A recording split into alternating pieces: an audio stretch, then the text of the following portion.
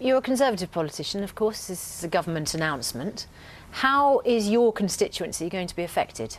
We're going to have all the pain and none of the gain. It's going to cut my constituency north to south, destroy lots of countryside and put a fear and planning paralysis to a lot of my communities.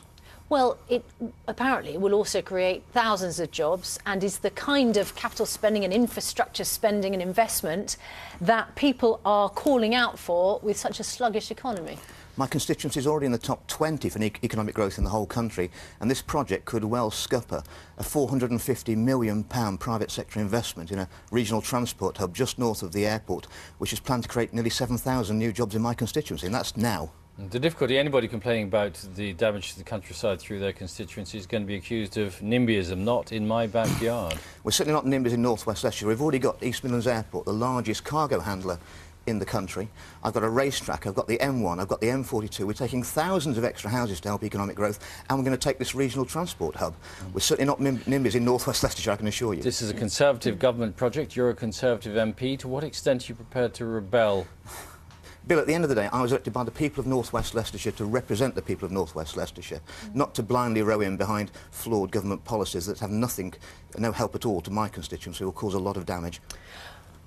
It'll cause damage, you say, and you don't need it because economically you don't see the case for it in your constituency.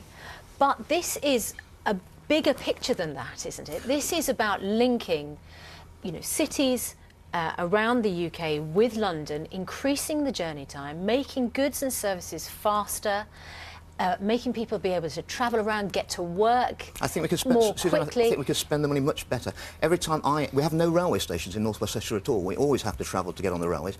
Every time I ask for £32 million to reopen the Ivanhoe line, just £32 million, I'm told there's not enough money, but we've got £33 billion on this project. I think the money could be spent far better. Isn't it a question of dragging Britain into the future of transport? They have high-speed rail links in Japan, have for a long time. They're building them very quickly in China. They have them in Spain. They have them in France.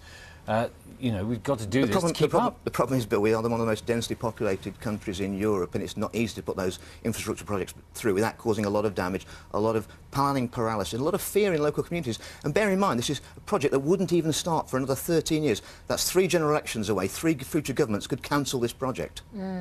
We have the Chancellor coming in, member of your own party. He's absolutely behind this, says that the economic case, well, presumably he's going to argue that the economic case for this is entirely sound. If you were going to pin him to the spot and tell him your opinion, what would be the sort of outstanding argument, do you think, well, which knocks his down? At the end of the day, we've got Department of Transport civil servants who gave us the Bombardier rolling stock fiasco, the West Coast Main Line franchise disaster, and I have no confidence in their consultation process and the design of this route. Especially when I find out that my airport at East Midlands, which employs 10,000 people, has not even been consulted about the possibility of having a tunnel driven underneath it. So you think there just simply hasn't been enough consultation? Absolutely. And you don't trust the civil servants who are in charge? Not at all, given their track record. All right. Andrew Bridgen, thanks very much.